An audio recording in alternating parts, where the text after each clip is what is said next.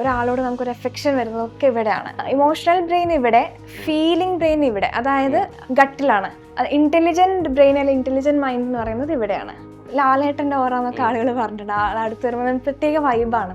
അതുപോലെ ഒരാൾ നമ്മളടുത്ത് വരുമ്പോൾ നമുക്ക് ആ പോസിറ്റീവ് എനർജി കറക്റ്റ് നമുക്ക് ഫീൽ ചെയ്യും. ഇപ്പം ഞാൻ ഭയങ്കര നെഗറ്റീവ് തിങ്ക് ചെയ്യുന്ന ഒരാളാണെങ്കിൽ വിഷ്ണുവിന് ഞാൻ പോയി കഴിഞ്ഞാൽ ഹെഡ് ഏക്ക് വരാൻ തുടങ്ങും, ഭയങ്കര എനർജി ഡ്രെയിൻഡ് ഔട്ട് ആയ പോലെ ഫീൽ ചെയ്യാൻ തുടങ്ങും. അതുകൊണ്ടാണ് ചില ആളുകളുടെ പ്രസൻസ് നമ്മൾ ഡൗൺ ആക്കുന്നത്. ചില ആളുകൾ വീട്ടിൽ വന്ന് പോയി കഴിഞ്ഞാൽ നമുക്ക് പെട്ടെന്ന് തലവേദനയൊക്കെ വരാൻ തുടങ്ങും. എന്തോ നെഗറ്റീവ് എനർജി അവിടെ നമ്മുടെ ഫീൽഡിൽ സ്റ്റക്കായിരിക്കും. എപ്പോഴും ഹാപ്പി ആവാന്നൊക്കെ ഞാൻ വീഡിയോ കണ്ടിട്ടുണ്ട്. ഫുൾ ടൈം ഹാപ്പി ആയിട്ടിരിക്കുക, അത് തന്നെ ടോക്സിക് പോസിറ്റിവിറ്റിയാണ്. അപ്പോൾ നമ്മൾക്ക് നാച്ചുറലി വരുന്ന ഇമോഷൻസ് നമുക്ക് പ്രോസസ്സ് ചെയ്യാനുള്ള കഴിവ് വേണം. എൻ്റെ ക്ലാസ്സിൽ ഞാനിത് ചോദിച്ചപ്പോൾ ഒരാൾക്ക് 2 days കണ്ടിന്യൂസ് വോമിറ്റിംഗ് ആയിരുന്നു, BP ഡൗൺ ആയി. അത് നമ്മളെ ഉള്ളിലുള്ള കുറേ നെഗറ്റീവ് എനർജി പോകുന്നതാണ്. പക്ഷെ ഇത് എത്ര ആളിത് ട്രോളും അല്ലെ എത്ര ആളിത് വിശ്വസിക്കുന്ന എനിക്കറിയില്ല. നടന്ന കാര്യവും ഞാൻ എക്സ്പീരിയൻസ് ചെയ്ത കാര്യമാണ് ഞാൻ പറയുന്നത്. മാനിഫെസ്റ്റേഷൻ ഇപ്പം നിങ്ങളുടെ ലൈഫിൽ നിങ്ങൾ സ്ട്രഗിൾ ചെയ്യുന്നുണ്ട്, കണ്ടിന്യൂസ്ലി നെഗറ്റീവ് സിറ്റുവേഷൻ നിങ്ങൾ അട്രാക്ട് ചെയ്യുന്നുണ്ട്, അല്ലെങ്കിൽ എന്തെങ്കിലും മണി ലോസോ റിലേഷൻഷിപ്പിൽ പ്രോബ്ലംസോ വരുന്നുണ്ട്, അതും മാനിഫെസ്റ്റേഷനാണ്. പക്ഷേ നെഗറ്റീവ് കാര്യം വരുമ്പോൾ ആളുകൾ കർമ്മ എന്ന് പറയും, പോസിറ്റീവ് കാര്യം വരുമ്പോൾ മാനിഫെസ്റ്റേഷൻ എന്ന് പറയും. രണ്ടും നമ്മുടെ തോട്ട്സ്, ഫീലിങ്സ്, അതുപോലെ ഇമോഷൻസ്, ബിലീഫ്, ആക്ഷൻ്റെ റിസൾട്ടാണ് മാനിഫെസ്റ്റേഷൻ എന്ന് പറയുന്നത്. നിങ്ങളുടെ തോട്ട്സ്, ഫീലിങ്സ്, ബിലീഫ്, ആക്ഷൻ അലൈൻമെൻറ്റിൽ എപ്പോഴാണോ എത്തുന്നത് അപ്പോഴാണ് മാനിഫെസ്റ്റേഷൻ നടക്കുന്നത്.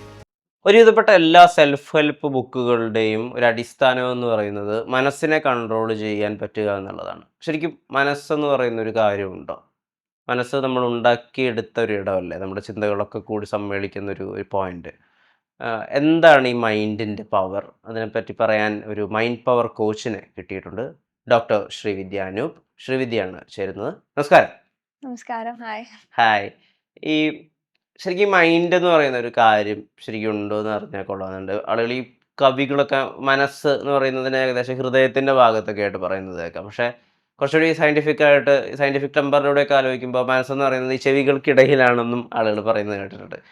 ശരിക്കും മനസ്സെന്താണ്, എങ്ങനെയായിരുന്നു സാധാരണ ആളുകൾക്ക് മനസ്സിലാവുന്നത് പോലെ പറഞ്ഞു കൊടുക്കുക? ബ്രെയിൻ എന്ന് പറയുന്നത് നമുക്കറിയാം ബയോളജിക്കലി ഉള്ള കാര്യമാണ്. മനസ്സ് അല്ലെങ്കിൽ മൈൻഡ് എന്ന് പറയുന്നത് എനർജിയാണ്. അപ്പോൾ നമ്മളെ ഇമോഷണൽ ബ്രെയിൻ, ഇമോഷണൽ മൈൻഡ് എന്ന് പറയുന്നത് ഇവിടെയാണ്. ഹാർട്ട്, നമുക്ക് ഫീലിങ്സും എല്ലാം വരുന്നത് ഇവിടെയാണ്. ഒരാളോടുള്ള സ്നേഹം വരുന്നത്, കണക്ഷൻ വരുന്നത്, ഒരാളോട് നമുക്കൊരു എഫെക്ഷൻ വരുന്നതൊക്കെ ഇവിടെയാണ്. ഇമോഷണൽ ബ്രെയിൻ ഇവിടെ, ഫീലിംഗ് ബ്രെയിൻ ഇവിടെ, അതായത് ഗട്ടിലാണ്.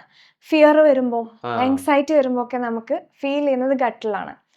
ഇന്റലിജന്റ് ബ്രെയിൻ അല്ല ഇന്റലിജന്റ് മൈൻഡ് എന്ന് പറയുന്നത് ഇവിടെയാണ്. ഓക്കെ. അപ്പോൾ കൂടുതൽ ആളുകൾ, അല്ലെങ്കിൽ നമുക്ക് 75% നമുക്കുള്ളത് ഇമോഷണൽ ബോഡിയാണ്. 25% മാത്രമേ ഫിസിക്കൽ ബോഡിക്ക് ഇമ്പോർട്ടൻസ് ഉള്ളൂ ശരിക്കും. പക്ഷെ ആളുകൾക്ക് അത് അറിയില്ല. കാരണം നമ്മളെ ഈ ലൈഫിലോട്ട് ഡ്രൈവ് ചെയ്യുന്നത് നമ്മൾക്ക് ഫീൽ ചെയ്യുന്ന ഇമോഷൻസ് ആണ്. അപ്പോൾ ഏതൊക്കെ ഇമോഷൻസിലൂടെയാണോ നിങ്ങൾ ഒരു ദിവസം കടന്നു പോകുന്നത് അതിന്റെ സം ടോട്ടലാണ് നിങ്ങളുടെ റിയാലിറ്റി എന്ന് പറയുന്നത്. ഒരാൾക്ക് ഒരു ആത്മനിയന്ത്രണം ഉണ്ടാവുക എന്ന് പറയുന്നത് അയാൾ മനസ്സിനെ നിയന്ത്രിക്കുമ്പോഴാണോ? ആത്മനിയന്ത്രണം എന്ന് പറഞ്ഞാൽ കൺട്രോളിംഗ് അല്ലേ? അതെ. കൺട്രോളിംഗിൽ ഞാൻ വിശ്വസിക്കുന്നില്ല. നമ്മൾ കൺട്രോൾ ചെയ്താൽ നമ്മൾ ഇമോഷൻസ് സപ്രസ് ചെയ്യാ ചെയ്യുന്നത്, അത് റിലീസ് ആവുന്നില്ല. അത് ബോഡിയിൽ എപ്പോഴും ഉണ്ടാവും ആ എനർജി. അത് എപ്പോഴാണ് നിങ്ങൾ റിലീസ് ചെയ്യുന്നത് അപ്പൊ നിങ്ങൾ ഇമോഷണലി ഫ്രീ ആയി. ഈ മാനിഫെസ്റ്റ് ചെയ്യുന്ന ആളുകൾക്ക് ബ്ലോക്ക് വരുന്നത് ഇമോഷൻസ് സപ്രസ് ചെയ്യുന്നതുകൊണ്ടാണ്. ഇമോഷൻസ് നിങ്ങൾക്ക്, അതായത് പണ്ട് തൊട്ടേയുള്ള ഇമോഷൻസ്, ട്രോമ, ഇതൊക്കെയാണ് എനർജി എന്ന് പറയുന്നത്. ഈ എനർജി നമ്മൾ റിലീസ് ചെയ്യുമ്പോഴാണ് മാനിഫെസ്റ്റേഷനുള്ള സ്പേസ്, ഡോർ ഓപ്പൺ ആവുന്നത്. അപ്പോ ആ റിലീസിങ് നടന്നു കഴിഞ്ഞാൽ ഇപ്പം നിങ്ങൾ അബണ്ടൻസിന് വേണ്ടി അഫർമേഷൻ പറയുന്നു, അല്ലെങ്കിൽ I am a money magnet എന്നൊക്കെ അഫർമേഷൻ പറയാണ്. പക്ഷെ മണി ബ്ലോക്ക് വന്നുകൊണ്ടിരിക്കുകയാണ്. എൻഡ് ഓഫ് ദ ഡേ നമ്മൾ ചിന്തിക്കുമ്പോൾ എനിക്ക് ക്രെഡിറ്റ് കാർഡ് അടക്കാനുണ്ടല്ലോ, ലോൺ പേ ചെയ്യാനുണ്ടല്ലോ, ഇതല്ലേ തിങ്ക് ചെയ്യുന്നത്. അപ്പൊ അഫർമേഷനും നിങ്ങളെ തോട്ട്സും തമ്മിൽ യാതൊരു ബന്ധമില്ല. അപ്പൊ അത് നിങ്ങളെ ആ ഒരു തോട്ട്സ് അല്ലെങ്കിൽ നിങ്ങളുടെ ഉള്ളിലുള്ള ആ നെഗറ്റീവ് എനർജി വീണ്ടും മൈൻഡിലോട്ടാണ് വരുന്നത്. അതായത് മെന്റൽ ബോഡിയിലുള്ള ഈ നെഗറ്റീവ് എനർജി നിങ്ങൾ റിലീസ് ചെയ്ത് കഴിഞ്ഞാലാണ് പുതിയ എനർജി നമ്മളിലേക്ക് വരുന്നത്. നെഗറ്റീവ് എനർജി, പോസിറ്റീവ് എനർജി എന്നൊക്കെ പറയുന്നത് കേട്ടിട്ടുണ്ട്. ഈ ചില ആളുകൾക്ക് നെഗറ്റീവ് എനർജി ഉണ്ട്, നെഗറ്റീവ് വൈബ് ഉണ്ട്, ചില ആളുകൾക്ക് ഭയങ്കര പോസിറ്റിവിറ്റി ഉണ്ട്, ഓറയുണ്ട്. ഇതിലൊക്കെ ശരിക്കുള്ള ശാസ്ത്രീയത എന്താണ്? ഇപ്പം ഒരാൾക്കൊരു നെഗറ്റീവ് എനർജി ഉണ്ടെങ്കിൽ അയാളുടെ തൊട്ടപ്പുറത്തൊരു എന്തെങ്കിലും ഒരു കൈൻഡ് ഓഫ് ഈ എനർജി അളക്കാൻ പറ്റുന്ന ഒരു മീറ്റർ ഉണ്ടെങ്കിൽ ഒരു സൈൻ വേവും കോസ് വേവും ഒക്കെ ഉണ്ടാവണ്ടേ? അങ്ങനെ മനസ്സിലാക്കണ്ടേ? അപ്പോൾ ഇതിൻ്റെ ഒരു ശാസ്ത്രീയത എന്താ? ഇതിനെങ്ങനെയാ നമുക്ക് ഇതിൻ്റെ ഒരു അടിസ്ഥാനം നമുക്ക് മനസ്സിലാക്കാൻ പറ്റുക? ഇപ്പം ഓറ എന്ന് പറയുന്നത് നമ്മൾ ഇലക്ട്രോ മാഗ്നറ്റിക് ഫീൽഡ് ആണ്. ആ. ഇലക്ട്രോ മാഗ്നറ്റ് അവിടെ ഇലക്ട്രോണും വേണം, മാഗ്നറ്റിക് പവറും വേണം. അപ്പൊ അതിൽ ഇലക്ട്രോൺസ് എന്ന് പറയുന്നത് നിങ്ങൾ ബ്രോഡ്കാസ്റ്റ് ചെയ്യുന്ന തോട്ട്സ് എപ്പോഴും ഇലക്ട്രിക്കൽ ചാർജ് ആണ്. നിങ്ങൾ ബ്രോഡ്കാസ്റ്റ് ചെയ്യുന്ന ഇമോഷൻസ് മാഗ്നറ്റിക് ചാർജ് ആണ്. ഇത് രണ്ടും കൂടെ കൂടിയതാണ് നിങ്ങളുടെ ഓറ, ഇലക്ട്രോ മാഗ്നറ്റിക് ഫീൽഡ്. നിങ്ങളുടെ ഓറയിൽ ഒരാൾക്ക് നിൽക്കുമ്പോൾ നിങ്ങളുടെ വൈബ് കറക്റ്റ് മനസ്സിലാവും. അത് അവര് ചിലപ്പോ ഞാനിപ്പം വിഷ്ണുവിന്റെ അടുത്ത് ഭയങ്കര ചിരിച്ചുകൊണ്ട് സംസാരിക്കുകയാണ് എന്ന് വിചാരിച്ച് ഞാൻ വിഷ്ണുവിനെ പറ്റി നല്ലത് ചിന്തിക്കണം എന്നില്ല, അല്ലെ? അപ്പോ അത് പക്ഷെ വിഷ്ണുവിന് കണക്ട് ആവും. ഓക്കെ, ഇവര് അതെങ്ങനെയോ കണക്ട് ആവും, പാസീവ്ലി കണക്ട് ആവും. അപ്പൊ വിഷ്ണുവിന് ഞാനിപ്പോ പോയി കഴിയുമ്പം ഇവര് എന്തോ ഒരു നെഗടിക്കും. അതായത് ചിലപ്പം ഞാൻ തോന്നലുണ്ടാവും. ചിലപ്പോ ഞാൻ ഭയങ്കര നെഗറ്റീവ് തിങ്ക് ചെയ്യുന്ന ഒരാളാണെങ്കിൽ വിഷ്ണുവിന് ഞാൻ പോയി കഴിഞ്ഞാൽ ഹെഡ് ഏക്ക് വരാൻ തുടങ്ങും, ഭയങ്കര എനർജി ഡ്രെയിൻഡ് ഔട്ട് ആയ പോലെ ഫീൽ ചെയ്യാൻ തുടങ്ങും. അതുകൊണ്ടാണ് ചില ആളുകളുടെ പ്രസൻസ് നമ്മൾ ഡൗൺ ആക്കുന്നത്. ചില ആളുകൾ വീട്ടിൽ വന്ന് പോയി കഴിഞ്ഞാൽ നമുക്ക് പെട്ടെന്ന് തലവേദന ഒക്കെ വരാൻ തുടങ്ങും. അപ്പൊ അത് ചിലപ്പോൾ നമ്മളെ പറ്റി നെഗറ്റീവായിട്ട് ചിന്തിക്കുന്നതാവാം, അല്ല അവരെ പറ്റി തന്നെ എന്തോ നെഗറ്റീവ് എനർജി അവിടെ നമ്മളെ ഫീൽഡിൽ സ്റ്റക്ക് ആയിരിക്കും. അപ്പോൾ ഒരാളുടെ പോസിറ്റീവ് എനർജി എങ്ങനെയാ നമ്മൾ നിർവചിക്കുക? പോസിറ്റീവ് എനർജി എന്ന് പറയുന്ന ആളുടെ പ്രസൻസിൽ നമ്മളും കൂടെ ഹാപ്പി ആവും. കാരണം അതുവരെ ചിലപ്പോൾ നമ്മൾ ഡൗൺ ആയിരിക്കും. പക്ഷെ ആള് വന്നു കഴിയുമ്പോഴത്തേക്ക് നമുക്ക് ചിരിക്കാൻ തോന്നും, ആളോട് കുറച്ചുകൂടെ ആക്റ്റീവ് ആവും. ഇപ്പം ലാലേട്ടന്റെ ഓരോന്നൊക്കെ ആളുകൾ പറഞ്ഞിട്ടുണ്ട്, ആളടുത്ത് വരുമ്പോൾ പ്രത്യേക വൈബാണ്. അതുപോലെ ഒരാൾ നമ്മളടുത്ത് വരുമ്പോൾ നമുക്ക് ആ പോസിറ്റീവ് എനർജി കറക്റ്റ് നമുക്ക് ഫീൽ ചെയ്യും. കുറച്ചും കൂടെ നമ്മളെ തോട്ട്സ് മാറും. നമ്മൾ അതുവരെയുള്ള എനർജി ഭയങ്കര ഡൗൺ ആയിരിക്കും, കുറച്ചും കൂടെ ആക്റ്റീവ് ആവും. അത് ശരിക്കും നമുക്ക് ഫീൽഡിൽ അത് റിഫ്ലക്റ്റ് ആവും. അങ്ങനെയാണെങ്കിൽ ഒരാളുടെ നെഗറ്റീവ് ഓറ മൊത്തം കളഞ്ഞിട്ട് അയാൾക്ക് ഒരു പോസിറ്റീവായ മനുഷ്യനാവുന്ന, അല്ലെങ്കിൽ പോസിറ്റീവ് ഓറ ഉണ്ടാക്കുന്ന മനുഷ്യനാക്കുന്ന, അങ്ങനെ ഒരാൾക്ക് ആയി മാറാൻ പറ്റുമോ? ട്രാൻസ്ഫോം ആവാൻ പറ്റുമോ? തീർച്ചയായിട്ടും പറ്റും. ഇത് ആർക്ക് വേണമെങ്കിലും മാറാവുന്നതാണ്. ഇപ്പൊ നമ്മളെ നെഗറ്റീവ് ഓറ നമ്മൾ സൃഷ്ടിച്ചതല്ലല്ലോ. അത് നമ്മളെ ചൈൽഡ്ഹുഡ് കണ്ടീഷനിങ് ആവാം, നമ്മളെ പേരൻസ് നമ്മളെ ട്രീറ്റ് ചെയ്ത രീതി ആവാം, ചുറ്റും നടന്ന കാര്യങ്ങളാവാം, നമ്മളെ പാസ്റ്റ് എക്സ്പീരിയൻസ് ആവാം, നമ്മളെ പാസ്റ്റ് ബിലീഫ് ആവാം, പാസ്റ്റ് അല്ല പ്രസന്റിലുള്ള ബിലീഫ് ആവാം. അപ്പൊ ഇതൊക്കെയാണ് നമ്മളെ നെഗറ്റീവ് ഓറ സൃഷ്ടിക്കുന്നത്. അത് ആരുടെയും തെറ്റല്ല. ഈ പറഞ്ഞ കാര്യങ്ങളൊക്കെ നിങ്ങൾക്ക് റീനറേറ്റ് ചെയ്ത് റീപ്രോഗ്രാം ചെയ്തുകൊണ്ട് നിങ്ങൾക്ക് നിങ്ങളെ ഓറ ക്ലെൻസ് ചെയ്യാം, ഓറ നിങ്ങൾക്ക് പോസിറ്റീവ് ആക്കി മാറ്റാം. അതിന് ക്ലെൻസിങ് പ്രൊസീജിയേഴ്സ് ഒക്കെ ഉണ്ട്. ഒരാളുടെ മനസ്സിലെ ദുഷ്ചിന്തകളെയൊക്കെ അലിയിച്ച് കളയാൻ പറ്റുന്ന ഒരു അവസ്ഥയുണ്ട്. അലിയിച്ച് കളയാൻ മെഡിറ്റേഷനിലൂടെ, പല പല ഇമോഷണൽ ഫ്രീഡം ടെക്നിക്കിലൂടെ, ഇമോഷൻസ് റിലീസ് ചെയ്യുന്നതിലൂടെ നിങ്ങളെ തോട്ട്സ് മാറും, നിങ്ങളെ എനർജി കംപ്ലീറ്റ് മാറും. അത് നിങ്ങൾക്ക് തന്നെ മനസ്സിലാവും. കാരണം ചുറ്റുമുള്ള ആളുകൾ മാറാൻ തുടങ്ങും, നിങ്ങളോട് ബിഹേവ് ചെയ്യുന്ന രീതി മാറും, നിങ്ങൾ അപ്രോച്ച് ചെയ്യുന്ന രീതി മാറും, നിങ്ങളിലേക്ക് വരുന്ന ഓപ്പർച്യൂണിറ്റീസ് മാറാൻ തുടങ്ങും. ഇപ്പൊ ഒരേ രീതിയിൽ പോകുന്ന ഒരാളായിരിക്കും നിങ്ങൾ, മേ ബി വിഷ്ണുയുടെ കാര്യമല്ല, ഇത് കാണുന്ന ആരായാലും. അപ്പൊ അത് അവർക്ക് കിട്ടുന്ന സാലറി ഒരേ രീതിയിലായിരിക്കാം, അവർക്ക് ഉണ്ടാവുന്ന പ്രോബ്ലംസ് സെയിം ആയിരിക്കാം, ആ പ്രോബ്ലംസ് അവർക്ക് തരുന്ന ഇമോഷൻ സെയിം ആയിരിക്കാം. ഇപ്പം എക്സാമ്പിൾ പറയുകയാണെങ്കിൽ ഒരു ഫിയർ, എപ്പോഴും അവര് എന്തെങ്കിലും സിറ്റുവേഷനെ പറ്റി ആലോചിക്കുമ്പോൾ ആ പേടി വന്നുകൊണ്ടിരിക്കുന്നുണ്ടാവും, ചിലപ്പോൾ ആങ്സൈറ്റി ആയിരിക്കാം. അപ്പം ഇത് അവരുടെ ലൂപ്പാണ്, ഇത് അവരുടെ ഹിപ്നോട്ടൈസ്ഡ് ആയിട്ടുള്ള ഹാബിച്വൽ പാറ്റേൺ ആണ്. അതായത് തോട്ട് പാറ്റേൺ, ഇമോഷണൽ പാറ്റേൺ, അതുപോലെ നമ്മൾ ചെയ്യുന്ന കാര്യങ്ങൾ, നമുക്ക് ഒരു ഹാബിറ്റിനൊരു പാറ്റേൺ ഉണ്ടാവില്ല, രാവിലെ തൊട്ട് നമ്മൾ രാത്രി വരെ എന്ത് ചെയ്യുന്നു, അതാണ് നമ്മൾ പ്രോഗ്രാം ചെയ്ത പാറ്റേൺ. അപ്പം ഇത് കംപ്ലീറ്റ് നമ്മൾ മാറ്റിക്കഴിഞ്ഞാൽ എല്ലാം പുതിയതായി വരാൻ തുടങ്ങും. നമ്മളെ സംസാര രീതി മാറും, ബോഡി ലാംഗ്വേജ് മാറും, നമ്മൾ ആളുകളെ അപ്രോച്ച് ചെയ്യുന്ന രീതി, ആളുകൾ നമ്മളെ അപ്രോച്ച് ചെയ്യുന്ന രീതി മാറും. നമ്മൾ പ്രോബ്ലത്തിൽ ഓപ്പർച്യൂണിറ്റി കണ്ടെത്താൻ തുടങ്ങും. ഒരു പ്രശ്നം തന്നെ ചിന്തിച്ച് നമ്മൾ 1 വീക്കോ 1 മന്തോ ഇരിക്കാതെ സഡൻ ആയിട്ട് വിത്തിൻ സെക്കൻഡ് മിനിറ്റ് നമ്മൾക്ക് അതിലൊരു ഓപ്പർച്യൂണിറ്റി കണ്ടെത്തി, അല്ലെങ്കിൽ നമ്മുടെ മൈൻഡ് സെറ്റ് നമുക്ക് മാറ്റിയെടുക്കാൻ പറ്റും വേറൊരു പെർസ്പെക്റ്റീവിലൂടെ. ഇപ്പം മൈൻഡിന് 3 ഫിൽറ്ററാണ്, positive filter, negative filter and neutral filter. ഇപ്പോൾ ഒരു കാര്യം നമ്മളെ ലൈഫിൽ വരുമ്പം എനിക്കത് നെഗറ്റീവ് ഫിൽറ്ററിലൂടെ ഏറ്റവും വേസ്റ്റ് ആക്കാം, എനിക്കൊരു 1000 റീസൺ കണ്ടെത്താം അതിനെ നെഗറ്റീവായിട്ട് കാണാൻ വേണ്ടിയിട്ട്. എന്തിനിത് വന്നു, ഇപ്പോൾ വരാൻ പാടില്ലായിരുന്നു, അല്ലേ, ഇനി എന്താവും എൻ്റെ ലൈഫ്, അങ്ങനെ ചിന്തിച്ച് എനിക്ക് വെറുതെ ടൈം കളയാം. ഇതിങ്ങനെ വന്നു എന്ന് വെച്ചാൽ നാളെ അങ്ങനെ ആവണമെന്നില്ല. അപ്പം ഇതിൽ നിന്ന് എനിക്ക് ഇങ്ങനൊരു ലെസൺ കിട്ടി, ഈ ലെസൺ എനിക്ക് ഫ്യൂച്ചറിൽ എൻ്റെ ഗ്രോത്തിന് ആവശ്യമാണ്. അല്ലെങ്കിൽ ന്യൂട്രൽ മൈൻഡിലൂടെ ഐ ഡോണ്ട് കെയർ, എന്ത് വന്നാൽ ഐ ഡോണ്ട് കെയർ, അങ്ങനെയും കാണാം. അപ്പം അത് നമ്മൾ എങ്ങനെ കാണുന്നു, നമ്മൾ ലൈഫിനെ നോക്കിക്കാണുന്ന പേഴ്സ്പെക്റ്റീവ് തന്നെ മാറും. ഇപ്പൊ നമ്മുടെ ലൈഫിൽ അങ്ങനെ നടക്കുന്ന എല്ലാ കാര്യങ്ങളെയും പോസിറ്റീവായിട്ട് അങ്ങനെ കാണാനൊക്കെ പറ്റുമോ? അത് കുറച്ച് ഐഡിയലിസ്റ്റിക് ആയിട്ടുള്ള അവസ്ഥയല്ല. പോസിറ്റീവായിട്ട് എപ്പോഴും കാണാൻ പറ്റില്ല. ആ ആ ആ കാരണം നമ്മൾ മനുഷ്യന്മാരല്ലേ, പല പല വികാരങ്ങളിലൂടെ കടന്നു പോകുന്നവരാണ്. എപ്പോഴും സന്തോഷിച്ചിരിക്കാനും പറ്റില്ല. കാരണം എപ്പോഴും ഹാപ്പി ആവാന്നൊക്കെ ഞാൻ വീഡിയോ കണ്ടിട്ടുണ്ട്. ഫുൾ ടൈം ഹാപ്പി ആയിട്ടിരിക്കുക, അത് തന്നെ ടോക്സിക് പോസിറ്റിവിറ്റിയാണ്. ഇപ്പൊ നമ്മൾക്ക് നാച്ചുറലി വരുന്ന ഇമോഷൻസ് നമുക്ക് പ്രോസസ്സ് ചെയ്യാനുള്ള കഴിവ് വേണം. അതായത് ഇപ്പൊ നിങ്ങൾ കരയുകയാണെങ്കിൽ എക്സ്ട്രീം കരയണം. കരയുന്നതിന് നിങ്ങൾ എൻജോയ്മെന്റ് കണ്ടെത്തണം. അതായത് പ്രസന്റിൽ നിങ്ങൾക്ക് കരയാൻ പറ്റണം. ഇപ്പൊ നിങ്ങൾ സന്തോഷിക്കുകയാണെങ്കിൽ എക്സ്ട്രീം സെലിബ്രേറ്റ് ചെയ്യുക അത്. ഇപ്പൊ നിങ്ങൾക്ക് ദേഷ്യമാണെങ്കിൽ ആ ദേഷ്യം നിങ്ങൾ കളയുക. ഇപ്പൊ എൻ്റെ ക്ലാസ്സിലൊക്കെ ഒരു സെഗ്മെന്റ് ഉണ്ട്, ദേഷ്യം കളയാന്നുള്ളത്. അതായത് റിലീസ് ചെയ്യുക. പില്ലോ എടുത്തിട്ട് ഇടിക്കാം, സ്ക്രീം ചെയ്യാം. കുറേ ഫ്രസ്ട്രേഷൻ നമ്മളെ ഉള്ളിലില്ലേ, ചൈൽഡ്ഹുഡ് തൊട്ട് കുറേ ആളോടുള്ള ദേഷ്യം, നമ്മളോട് തന്നെയുള്ള ദേഷ്യം. ആ ഫ്രസ്ട്രേഷൻ ഒന്നും നമുക്ക് റിലീസ് ചെയ്യാനൊരു സ്പേസ് ഇല്ല, വീട്ടിൽ ചെയ്യാൻ പറ്റില്ല. ചിലപ്പം ഇതൊക്കെ നമ്മൾ ഇൻവെസ്റ്റ് ചെയ്യുന്നത് റോങ് പ്ലേസിലായിരിക്കും. ചിലപ്പം പാർട്ട്ണറിൻ്റെ അടുത്തായിരിക്കും, ചിലപ്പം പാവം മദറിൻ്റെ ഫാദറിൻ്റെ അടുത്തായിരിക്കാം, ചിലപ്പം വർക്കിംഗ് പ്ലേസിലായിരിക്കും. അപ്പം ഒരു മനുഷ്യന് ദേഷ്യം പ്രോസസ്സ് ചെയ്യണം. ആ ദേഷ്യം എന്ന് പറയുന്നത് കോൺസ്റ്റന്റ് എല്ലാവരുടെ ഉള്ളിലുണ്ട്. ആർക്കും ദേഷ്യമില്ലാത്ത ഒരു മനുഷ്യനില്ല. ചില ആളുകൾ അത് സപ്രസ് ചെയ്തിട്ട് പുറത്ത് ചിരിക്കുന്നു.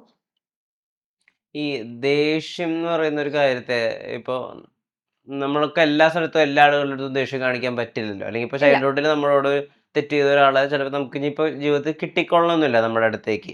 അപ്പൊ ആ ദേഷ്യം അയാളോട് തന്നെ കാണിച്ചാലല്ലേ ആ ദേഷ്യം തീരുള്ളൂ. ഇല്ല. അപ്പൊ അതിനെങ്ങനെയാ അതിനെ മാറ്റുക? അത് ചൈൽഡ് പെർസ്പെക്റ്റീവ്, നമ്മളെ ചൈൽഡിഷ് ആയിട്ട് തിങ്ക് ചെയ്യുമ്പോഴല്ലേ ആ ഒരാളോട് തന്നെ. അങ്ങനെയൊന്നുമില്ല. ഇപ്പം ആ ഒരാൾ നമ്മളോട് ദേഷ്യം കാണിച്ചെന്ന് വിചാരിച്ചിട്ട് ആ ദേഷ്യം ഇത്രയും കൊല്ലം കൊണ്ട് നടക്കേണ്ട ആവശ്യം നമുക്കില്ല. അത് നമ്മളെ ഓപ്ഷനാണ്. ഉള്ളിലേക്ക് എടുക്കാം അല്ലെങ്കിൽ എടുക്കണ്ട എന്നുള്ളത് നമ്മളെ ഓപ്ഷനാണ്. അപ്പൊ നമ്മൾ ഉള്ളിലേക്ക് എടുത്തോണ്ട് നമ്മൾ ചെയ്ത മിസ്റ്റേക്ക് തന്നെ അത്. അപ്പൊ അത് അയാളോട് അല്ല തീർക്കേണ്ടത്, നമ്മൾ തന്നെ അത് പ്രോസസ്സ് ചെയ്യുക, തീർക്കുക. നമ്മൾ ആനിമൽ സൈഡ് പീൽ ഓഫ് ചെയ്ത് കളയാന്നുള്ളതാണ്. അപ്പോൾ അതിനുള്ള ടെക്നിക്കുകൾ ഉണ്ട്, അതിനുള്ള മെഡിറ്റേഷൻസ് ഉണ്ട്. നിങ്ങൾ കാണുന്ന ഇങ്ങനെയുള്ള മെഡിറ്റേഷൻ അല്ല, എനിക്ക് ബോഡി നമ്മൾ സൊമാറ്റിക് പ്രാക്ടീസസ് ഒരുപാടുണ്ട്. ബോഡി ആക്റ്റീവ് മെഡിറ്റേഷൻസ് ഉണ്ട്. അതായത് നിങ്ങൾ എന്താണ് ജിമ്മിലൊക്കെ വർക്ക്ഔട്ട് ചെയ്യുന്നതിനേക്കാൾ 100 times പവർഫുൾ. നിങ്ങൾ ഭയങ്കര ടയേർഡ് ആവും അത് ചെയ്ത് കഴിയുമ്പോഴത്തേക്ക്. ചിലപ്പം അത് ചെയ്ത് കഴിയുമ്പോൾ വോമിറ്റിംഗ് വരുന്ന ആളുകളുണ്ട്, ബോഡി വയ്യാണ്ടാവുന്ന ആളുകളുണ്ട്. അത് അത്രയും റിലീസിങ് നടക്കും. പാനിക് ആവുന്ന ഫെയിന്റ് ആവുന്ന ആളുകളുണ്ട്. എന്റെ ക്ലാസ്സിൽ ഞാനിത് ചോദിച്ചപ്പോൾ ഒരാൾക്ക് 2 days കണ്ടിന്യൂസ് വോമിറ്റിംഗ് ആയിരുന്നു, BP ഡൗൺ ആയി. പക്ഷെ അത് റിക്കവർ ആവും. അത് നമ്മളെ ഉള്ളിലുള്ള കുറെ നെഗറ്റീവ് എനർജി പോകുന്നതാ. പക്ഷെ ഇത് എത്ര ആളിത് ട്രോളും അല്ലെ എത്ര ആളിത് വിശ്വസിക്കുന്ന എനിക്കറിയില്ല. നടന്ന കാര്യം, ഞാൻ എക്സ്പീരിയൻസ് ചെയ്ത കാര്യമാണ് ഞാൻ പറയുന്നത്. ഈ മെഡിറ്റേഷനെ പറ്റിയിട്ടും കുറച്ച് കാര്യങ്ങൾ അറിഞ്ഞാൽ കൊള്ളാമെന്നുണ്ട്. ഇപ്പം നേരത്തെ പറഞ്ഞല്ലോ, മെഡിറ്റേഷൻ എന്ന് പറഞ്ഞാൽ ഇങ്ങനെ ചിന്മുദ്രയൊക്കെ പിടിച്ച് മരത്തിനടിയിലിരിക്കുന്നതല്ല എന്നൊക്കെ പറഞ്ഞല്ലോ. പല ആളുകൾ പല രീതിയിലൊക്കെ മെഡിറ്റേഷൻ പറയുന്നുണ്ട്. ചില ആളുകൾ പറയുന്നുണ്ട് നന്നായി ഡ്രൈവ് ചെയ്യുന്നത് ഒരു മെഡിറ്റേഷനാണ്, നന്നായി സ്വിം ചെയ്യുന്നത് ഒരു മെഡിറ്റേഷനാണ്. അങ്ങനെ പല അർത്ഥത്തിൽ ആളുകൾ മെഡിറ്റേഷനെ പറയുന്നുണ്ട്. ഈ മാർഷൽ ആർട്സിൽ പെർഫോം ചെയ്തുകൊണ്ടിരിക്കുമ്പോൾ അതൊരു മെഡിറ്റേഷനാണ്. ശരിക്കും എന്താ ഈ മെഡിറ്റേഷൻ എന്ന് പറയുന്ന പ്രോസസ്സ്? അതിനെപ്പറ്റി എന്താണ് ഡോക്ടർ മനസ്സിലാക്കിയിട്ടുള്ളത്? മെഡിറ്റേഷൻ 2 ടൈപ്പ് ഉണ്ട്. ആക്റ്റീവ് മെഡിറ്റേഷൻ ഉണ്ട്, പാസീവ് മെഡിറ്റേഷൻ ഉണ്ട്. പാസീവ് മെഡിറ്റേഷൻ എന്ന് പറയുന്നതാണ് ഈ ചിന്മുദ്രയിൽ നമ്മളിലേക്ക് പോയി ഒരു 5 minute നമ്മൾ എന്താണ് സൈലൻസിൽ ഇരുന്നിട്ട് തോട്ട്സിനെ, അതായത് ഓരോ തോട്ടും ഒബ്സർവ് ചെയ്ത് ഒരു തോട്ട് കഴിഞ്ഞ് അടുത്ത തോട്ടിലേക്കുള്ള ആ ഒരു ഗ്യാപ്പ്, അത് ഒരു മെഡിറ്റേഷൻ ആയിട്ട് പറയും. പിന്നെ പണ്ടുള്ളവരൊക്കെ തുടർന്ന് വന്നത് ആ മെഡിറ്റേഷൻ ആയിരിക്കാം. ആക്റ്റീവ് മെഡിറ്റേഷൻ എന്ന് പറയുന്നത് നമുക്കിപ്പം വീട് ക്ലീൻ ചെയ്തുകൊണ്ട് നമുക്ക് മെഡിറ്റേറ്റ് ചെയ്യാം. അതായത് ഇപ്പം നമ്മളുടെ എല്ലാ സെൻസും ആക്റ്റീവ് ആയിട്ടിരിക്കുക. അതായത് വിഷ്വലി നമ്മളത് കാണുക, ഓഡിറ്ററി കേൾക്കുക, ആ സ്മെല്ല് സെൻസ് ചെയ്യുക, ടച്ച് ഫീൽ ചെയ്യുക, ഗ്രൗണ്ടിങ് ടെക്നിക്ക്. അതാണ് എന്താണ് ആക്റ്റീവ് മെഡിറ്റേഷൻ എന്ന് പറയുന്നത്. അതായത് നമ്മളത് ഒരു കാര്യം ചെയ്തുകൊണ്ട് അതിൽ നമ്മൾ എല്ലാ സെൻസും ഇൻവോൾവ് ചെയ്ത് കംപ്ലീറ്റ് അറ്റൻഷനും ഫോക്കസും അതിൽ കൊടുത്ത് ചെയ്യുന്നതാണ് ആക്റ്റീവ് മെഡിറ്റേഷൻ എന്ന് പറയുന്നത്. അതിപ്പോൾ എനിക്ക് വിഷ്ണുവിനോട് സംസാരിച്ചുകൊണ്ടും മെഡിറ്റേഷനിലോട്ട് പോകാം. ലൈക്ക് വിഷ്ണുവിനെ ഒബ്സർവ് ചെയ്ത് വോയിസ് കേട്ട് അത്രയും ഈ ഒരു കോൺവെർസേഷനിൽ ഇൻവോൾവ് ചെയ്തുകൊണ്ട് മെഡിറ്റേറ്റ് ചെയ്യാം. കൂടുതൽ എഫക്റ്റീവ് അങ്ങനെ പറയാൻ പറ്റുമോ? ഇല്ല, രണ്ടും നമ്മളെ ഫോക്കസ് കൂട്ടുന്ന കാര്യമാണ്. ഇപ്പൊ ആക്റ്റീവ് മെഡിറ്റേഷൻ ചെയ്യാൻ നല്ല കറേജ് വേണം. അതായത് ഇപ്പോൾ അത്രയും ഫോക്കസ്ഡ് ആയ ഒരാൾക്ക് മാത്രമേ ആക്റ്റീവ് മെഡിറ്റേഷൻ ചെയ്യാൻ പറ്റുള്ളൂ. കാരണം നമ്മളിപ്പം ജസ്റ്റ് ഒരു എക്സാമ്പിൾ പറയുകയാണെങ്കിൽ, നമ്മളിപ്പം വീട് ക്ലീൻ ചെയ്തുകൊണ്ടിരിക്കുമ്പോൾ നമ്മൾ 10 വർഷം കഴിഞ്ഞ ഒരു ഇൻസിഡന്റ് ആലോചിച്ചിരിക്കുകയാണെങ്കിൽ അത് ആക്റ്റീവ് മെഡിറ്റേഷൻ അല്ല, പാസ്റ്റിലാണ്. ബോഡി സ്റ്റിൽ പാസ്റ്റിൽ തന്നെയാണ്, പാസ്റ്റ് ഇവന്റിലാണ് ഉള്ളത്, അല്ലെങ്കിൽ ഫ്യൂച്ചർ ഇവന്റിലാണ് ഉള്ളത്. അപ്പം പ്രസന്റിൽ നിന്നുകൊണ്ട് ഈ മൊമെന്റ് നിങ്ങൾക്ക് അവിടെയാണ് നിങ്ങളെ ലൈഫ് ഫോഴ്സ് നിങ്ങൾ ഇൻവെസ്റ്റ് ചെയ്യുന്നത്. നമ്മളെ ലൈഫ് ഫോഴ്സ് എവിടെയാണോ ഇൻവെസ്റ്റ് ചെയ്യുന്നത് അതാണ് മെഡിറ്റേഷൻ എന്ന് പറയുന്നത്. കാരണം നിങ്ങളെ ലൈഫ് ഫോഴ്സ് നിങ്ങൾ പാസ്റ്റിലെ ഇവന്റ് ചിന്തിച്ചിരിക്കുകയാണെങ്കിൽ അത് മെഡിറ്റേഷൻ അല്ല. ഇപ്പം ഈ സോഷ്യൽ മീഡിയയിൽ ചർച്ചയാവുന്ന, അല്ലെങ്കിൽ ഇൻസ്റ്റാഗ്രാമിൽ ഒരുപാട് ആളുകൾ റീലൊക്കെ ക്രിയേറ്റ് ചെയ്യുന്ന ഒരു ഏരിയയാണ് ഈ മാനിഫെസ്റ്റേഷൻ. അപ്പോൾ ഈ ജെൻസി കുട്ടികളൊക്കെ മാനിഫെസ്റ്റേഷൻ്റെ പിറകിലാണെന്ന് ആളുകൾ പറയുന്നത്. ജെൻസി, ജെൻ ആൽഫ കുട്ടികളൊക്കെ അവരിങ്ങനെ പിടിച്ചിട്ട് ഗുഡ് തോട്ട്സിനെ അട്രാക്ട് ചെയ്തുകൊണ്ടിരിക്കുകയാണ്. 11/11 വരുമ്പോൾ അവർ വലിയൊരു വിഷ് വെച്ചിട്ട് അവർ വൈബ് മാച്ച് ചെയ്തുകൊണ്ടിരിക്കുകയാണ്. രാവിലെ തൊട്ടിട്ടുള്ള നെഗറ്റീവ് വൈബ് ആയതുകൊണ്ട് മൂഡ് ശരിയല്ല. അങ്ങനെ അവരുടെ ചിന്തകളൊക്കെ കുറച്ചും കൂടി നമ്മൾ കാണുന്ന രീതിയിലല്ല. അത് മോശമാണെന്നോ നല്ലതാണെന്നോ കമൻറ്റ് ചെയ്യാൻ നമുക്ക് ഇപ്പോഴത്തെ ഈ ഒരു അവസരത്തിൽ പറ്റുമില്ല. ശരിക്കും മാനിഫെസ്റ്റേഷനിൽ കഥയുണ്ടോ? മാനിഫെസ്റ്റേഷൻ എന്ന് പറയുന്നത് ഞാൻ കഴിഞ്ഞ ദിവസം ഒരാളോട് പറഞ്ഞതാണ്. മാനിഫെസ്റ്റേഷൻ ഇപ്പം നിങ്ങളുടെ ലൈഫിൽ നിങ്ങൾ സ്ട്രഗിൾ ചെയ്യുന്നുണ്ട്, കണ്ടിന്യൂസ്ലി നെഗറ്റീവ് സിറ്റുവേഷൻ നിങ്ങൾ അട്രാക്ട് ചെയ്യുന്നുണ്ട്, അല്ലെങ്കിൽ എന്തെങ്കിലും മണി ലോസോ റിലേഷൻഷിപ്പിൽ പ്രോബ്ലംസോ വരുന്നുണ്ട്, അതും മാനിഫെസ്റ്റേഷൻ ആണ്. പക്ഷെ നെഗറ്റീവ് കാര്യം വരുമ്പോൾ ആളുകൾ കർമ്മ എന്ന് പറയും, പോസിറ്റീവ് കാര്യം വരുമ്പോൾ മാനിഫെസ്റ്റേഷൻ എന്ന് പറയുന്നു. രണ്ടും നമ്മുടെ തോട്ട്സ്, ഫീലിങ്സ്, അതുപോലെ ഇമോഷൻസ്, ബിലീഫ്, ആക്ഷൻ്റെ റിസൾട്ടാണ് മാനിഫെസ്റ്റേഷൻ എന്ന് പറയുന്നത്. നിങ്ങളുടെ തോട്ട്സ്, ഫീലിങ്സ്, ബിലീഫ്, ആക്ഷൻ അലൈൻമെൻറ്റിൽ എപ്പോഴാണോ എത്തുന്നത് അപ്പോഴാണ് മാനിഫെസ്റ്റേഷൻ നടക്കുന്നത്. അല്ലാതെ നിങ്ങൾ രാവിലെ അഫർമേഷൻ പറയുന്നു, എന്നിട്ട് മിററിൽ നോക്കി I am beautiful and successful എന്ന് പറയാണ്. ആ ഒരു ഡേ മൊത്തം നിങ്ങൾ ഡൗൺ ആയിട്ടിരിക്കുകയാണ്, ഫ്യൂച്ചറിനെ പറ്റി നിങ്ങൾ ബാഡായിട്ട് തിങ്ക് ചെയ്യാണ്. അപ്പോൾ പിന്നെ നിങ്ങൾ ഒരു ആക്ഷനും എടുക്കുന്നില്ല, അതും ചിന്തിച്ച് സോഫയിൽ കിടന്നുറങ്ങാണ്. മാനിഫെസ്റ്റേഷൻ നടക്കില്ല. ഓപ്പർച്യൂണിറ്റീസ് നിങ്ങളുടെ അടുത്ത് വരുന്നുണ്ടാവാം, ആ ഓപ്പർച്യൂണിറ്റിക്ക് നമ്മൾ ആക്ഷൻ എടുക്കണം. ആക്ഷൻ എടുക്കാതെ മാനിഫെസ്റ്റേഷൻ നടക്കില്ല. അതായത് വെറുതെ ഞാൻ നാളെ ബിൽ ഗേറ്റ്സിനേക്കാൾ 1 രൂപ സമ്പാദിക്കുന്നതുകൊണ്ട് വെറുതെ വീട്ടിലിരുന്നുകൊണ്ട് അത് വർക്ക് അതിനുവേണ്ടി പണിയെടുക്കണം. പക്ഷെ ഇപ്പൊ പലപ്പോഴും പല ആളുകളും കൊടുക്കുന്ന അഡ്വൈസിൽ അങ്ങനെ പണിയെടുക്കുന്നതിനെ പറ്റി അങ്ങനെ ആളുകൾ സ്പെസിഫൈ ചെയ്ത് പറയാറില്ല. മാനിഫെസ്റ്റ് ചെയ്യണം, അത് വെച്ച് മെഡിറ്റേറ്റ് ചെയ്യണം, അത് പുസ്തകത്തിൽ എഴുതണം. ആക്ഷൻ എടുക്കാന്ന് പറയുന്നത് ഇപ്പൊ ഒരു റൈറ്റ് ഓപ്പർച്യൂണിറ്റി വരുമ്പോ അത് പിന്നെ ചെയ്യാമെന്ന് പറഞ്ഞ് മാറ്റി വെക്കുകയാണെങ്കിൽ ആ യൂണിവേഴ്സ് നിങ്ങളിലേക്ക് തന്ന ഓപ്പർച്യൂണിറ്റി നിങ്ങൾ റിജക്ട് ചെയ്യാണ്. അപ്പൊ റൈറ്റ് ടൈമിൽ ടൈമും എല്ലാം ഒത്തു വരുമ്പോൾ അതിന് ആക്ഷൻ എടുത്തില്ല എന്നുണ്ടെങ്കിൽ പിന്നെ ഫ്യൂച്ചറിൽ ആ ഓപ്പർച്യൂണിറ്റി വരണം എന്നില്ല. അങ്ങനെ അല്ലാതെ ഹാർഡ് വർക്ക് ചെയ്യുക അങ്ങനെയല്ല. ഇപ്പോ നിങ്ങൾക്ക് ബിസിനസ് റിലേറ്റഡ് ആയിട്ട് നിങ്ങൾക്ക് നല്ലൊരു ക്ലയന്റ് വന്നു, ചിലപ്പോൾ ആ ക്ലയന്റ് നിങ്ങൾക്ക് ഓഫർ ചെയ്ത എമൗണ്ട് വലുതായിരിക്കാം, അപ്പോൾ നിങ്ങൾക്ക് അത്രയും എമൗണ്ട് നിങ്ങൾക്ക് ഇല്ല, അങ്ങനെ എന്തെങ്കിലും മണിയുടെ ഇഷ്യൂ എന്തെങ്കിലും കാരണം നിങ്ങൾ എനിക്ക് പറ്റി ലോജിക്കലി തിങ്ക് ചെയ്യാണ്, ലോജിക്കൽ മൈൻഡ് വെച്ച് തിങ്ക് ചെയ്യുമ്പോൾ അത് കണക്റ്റ് ആവുന്നില്ല. അങ്ങനെ ആകുമ്പം നടക്കില്ല. നിങ്ങൾ ഒരു കാര്യം ലോജിക്കലി തിങ്ക് ചെയ്യാതെ എന്താ പറയുക, ഇമോഷണലി കണക്ട് ചെയ്യാൻ നോക്കുക. കാരണം ലോജിക്കലി തിങ്ക് ചെയ്താൽ മാനിഫെസ്റ്റേഷൻ നടക്കില്ല. മാനിഫെസ്റ്റേഷൻ അപ്പോൾ ലോജിക്കലി തിങ്ക് ചെയ്യാൻ പറ്റില്ല. ഞാൻ പറയാം. ഓക്കെ, ഇപ്പം വിഷ്ണുവിന്റെ ഒരു എന്തെങ്കിലും ഒരു ഗോള് പറയോ? എന്തോ ആവാം. ഇപ്പം കരിയർ, മണി തന്നെ ആവണമെന്നില്ല, ഹെൽത്ത് ആവാം. ഇപ്പം ചിലവരെ ഗോൾ എന്ന് വെച്ചാൽ കൺസിസ്റ്റന്റ് ആയിട്ട് ജിമ്മിൽ പോവുക എന്നുള്ളതായിരിക്കാം. കൺസിസ്റ്റന്റ് ആയിട്ട് ജിമ്മിൽ പോവാ. അപ്പോൾ അതിന് വേണ്ടിയിട്ട് ഡെയിലി അഫർമേഷൻ പറയണം. I am healthy and vibrant, അല്ലെ, I love doing my work out every day എന്നൊക്കെ പറയണം. എന്നിട്ട് രാവിലെ എഴുന്നേക്കാതെ ഉറങ്ങുകയാണെന്ന് വിചാരിക്കാം. പക്ഷെ നമുക്ക് അത് ടാഞ്ചിബിൾ ഗോളാ. നമ്മൾ ആക്ഷൻ എടുത്തു കഴിഞ്ഞാൽ അവിടെ റിസൾട്ട് ഉള്ളൂ. അല്ലാതെ നമ്മൾ ഐ എം ഹെൽത്തി എന്ന് പറഞ്ഞിട്ട് രാവിലെ തൊട്ട് വൈകുന്നേരം വരെ ജങ്ക് ഫുഡ് കഴിച്ചിരിക്കുകയാണെങ്കിൽ അവിടെ മാനിഫെസ്റ്റേഷൻ നടക്കുന്നില്ലല്ലോ. അതാണ് ഞാൻ പറഞ്ഞത്. അപ്പോൾ എന്തിനും ഇത് ടാഞ്ചിബിൾ ഗോളാകുമ്പം അതിന് റൈറ്റ് ആക്ഷൻ എടുക്കണം. ഇപ്പോൾ മണി റിലേറ്റഡ് ആയിട്ടുള്ള ഗോളാണെങ്കിലും നിങ്ങൾ മണി മാഗ്നറ്റ് ആണ്, അല്ലെങ്കിൽ ബില്യണെയർ ആണെന്ന് പറഞ്ഞിട്ട് മണി സ്പെൻഡ് ചെയ്യുന്ന സമയത്ത് നിങ്ങൾ പേടിയോടെയാണ് സ്പെൻഡ് ചെയ്യുന്നതെങ്കിൽ ആ ബില്യണെയർ എന്ന് പറഞ്ഞ തോട്ടും നിങ്ങൾ മിഡിൽ ക്ലാസ് ആക്ഷൻ എടുക്കുന്നത്.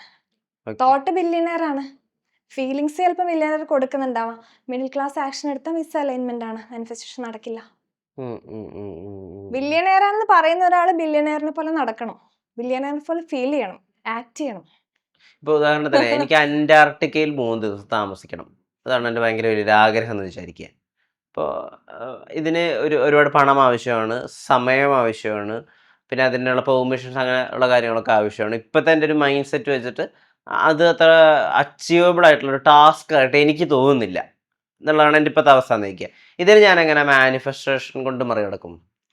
അതായത് അച്ചീവ് ചെയ്യാൻ ബുദ്ധിമുട്ടാണ്, ഉള്ള ടാസ്ക് ആണെന്നാണ് ഞാനിപ്പോ Task ആണ്. പേഴ്സണലി അത് വിചാരിക്കുന്നത്. ലോജിക്കൽ മൈൻഡ് ആണ് അവിടെ ആ വർക്ക് ആവുന്നത്. ആ ഹൗ എന്നുള്ള ക്വസ്റ്റ്യന് ആൻസർ ആണ് വിഷ്ണു ഇപ്പം പറഞ്ഞുകൊണ്ടിരിക്കുന്നത്, ആ ആ നടക്കില്ല.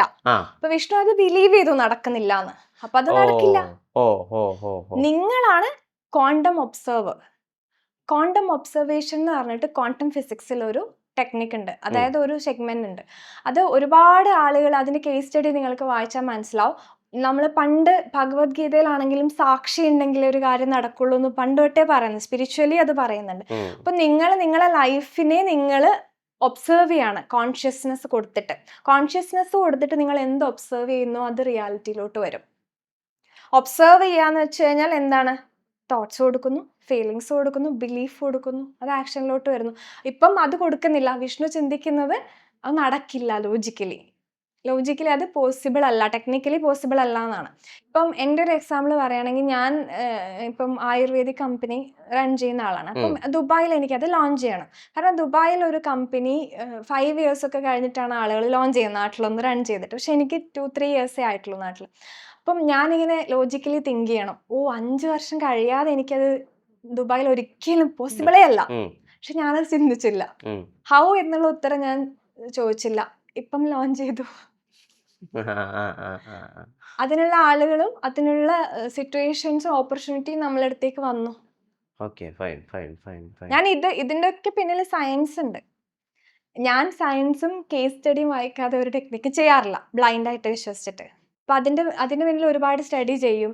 അതിന്റെ സയൻസ്, ന്യൂറോ സയൻസ് നോക്കും, ക്വാണ്ടം ഫിസിക്സ് നോക്കും. ക്വാണ്ടം ഫിസിക്സും ന്യൂറോ സയൻസും ബ്ലെൻഡ് ചെയ്തിട്ടാണ് ഞാൻ ക്ലാസ് എടുക്കുന്നത്. അപ്പോൾ ഒരാളങ്ങനെ വിചാരിച്ചാൽ, അതായത് ഹൗ എന്നുള്ള ഒരു ലോജിക്കൽ ക്രൈറ്റീരിയ വിചാരിക്കാതെ ആലോചിച്ചാൽ, ഇപ്പോൾ ഒരാൾക്ക് പണം ഒരുപാട് വേണം എന്നാണ് ആഗ്രഹം എന്ന് വിചാരിക്കുക. ഇപ്പോൾ ഉദാഹരണത്തിന് ഇപ്പോൾ അയാൾക്ക് എല്ലാ മാസവും ഒരു 5 ലക്ഷം രൂപ വരുമാനമുള്ളൊരു ജോലി വേണം എന്നുള്ളതാണ് അയാളുടെ ആഗ്രഹം എന്ന് വിചാരിക്കുക.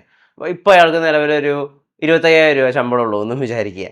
അപ്പോൾ ഇയാളതിനെ ഹൗ എന്നുള്ള തോട്ടില്ലാതെ അതിനെ പറ്റി ആലോചിച്ചാൽ ഈ 5 ലക്ഷം രൂപ അയാൾക്ക് അട്രാക്ട് ചെയ്ത് എടുക്കാൻ പറ്റുമോ? ഇല്ല, പറ്റില്ല. കാരണം ആ ഒരാളുടെ മൈൻഡ് സെറ്റ് എന്ന് പറയുന്നത് 25,000 രൂപ സാലറി വാങ്ങുന്ന ഒരു വ്യക്തിയുടെ മൈൻഡ് സെറ്റ് ആണ്. അപ്പോൾ ആളുടെ മണി സ്റ്റോറി എന്ന് പറയുന്നത് 25,000 കൂടുതലല്ല, 25,000 വരെ വാങ്ങാൻ പറ്റുള്ളൂ.